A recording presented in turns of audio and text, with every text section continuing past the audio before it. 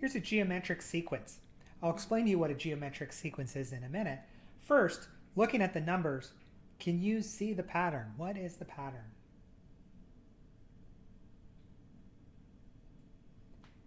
It's probably pretty clear to you that the pattern is that 8 is equal to 4 times 2, and 16 is equal to 8 times 2.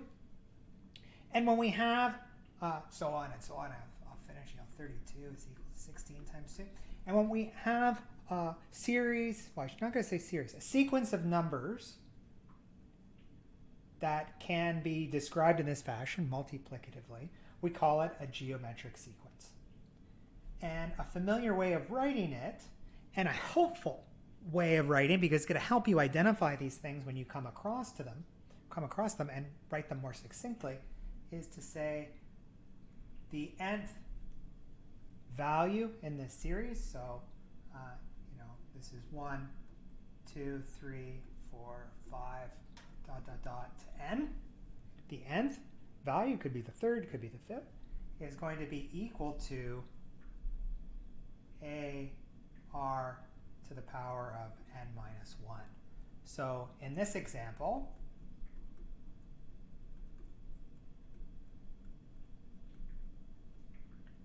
a is going to be equal to 4. A is always equal to the first value in the series.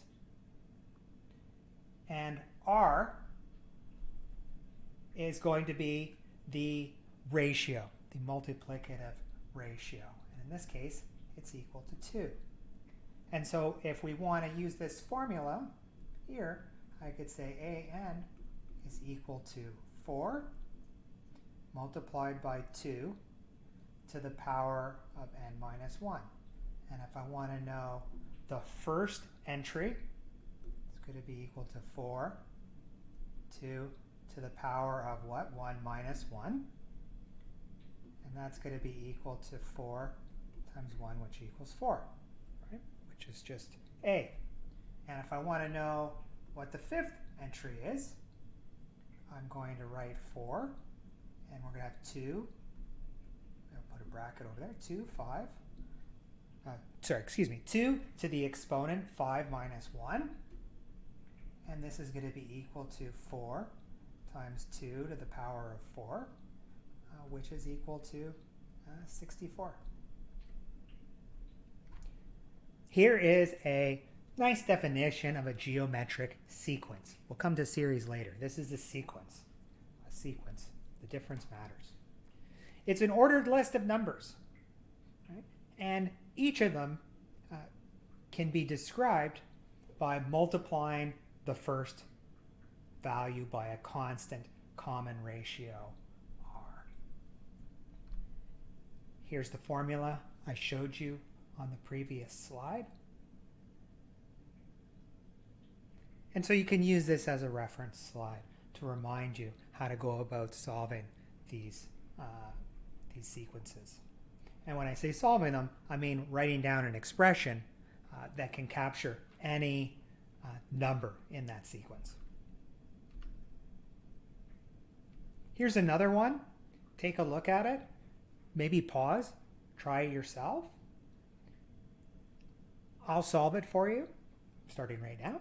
So I look at this series and I say, well, I know that I want something, if it's a geometric sequence, which we've been told it is, I know it's going to have this form.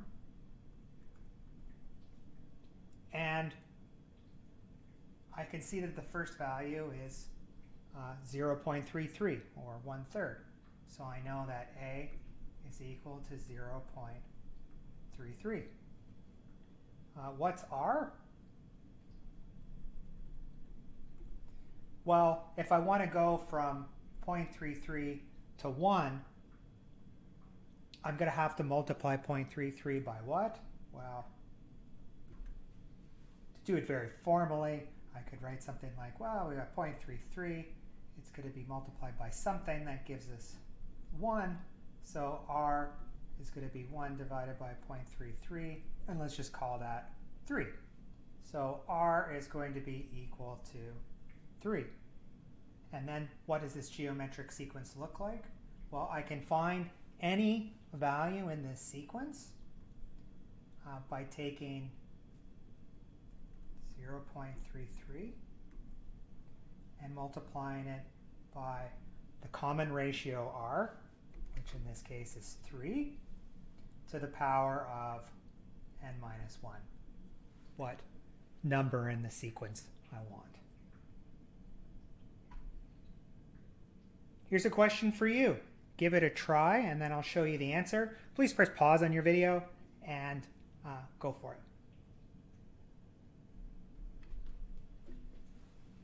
And well, the first value is 1,000, so I want a to be equal to 1,000. How do I get from 1,000 to 500? Well, I multiply 1,000 by 1/2. And so the correct answer is going to be B. All right, what's this? We got a bonus question, I completely forgot about it. Now, take a look. Look at this sequence. So we had the answer, which was AN is equal to 1,000 times 1/2 n minus 1 to the exponent n minus 1.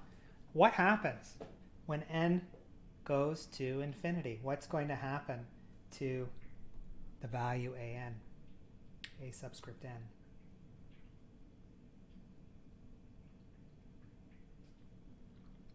Well, if we put a really big number up here, let's say 1,000, that's like writing 1,000 over 2 to the exponent of 1,000. And that is going to get, maybe I'll write it up here, make sure you can see it, close to 0. So an, as an gets, well, as the n gets very large, as we go further and further into the sequence, the value is going to get closer and closer to 0. So that's like using some of that, some of those topics that came up in limits earlier.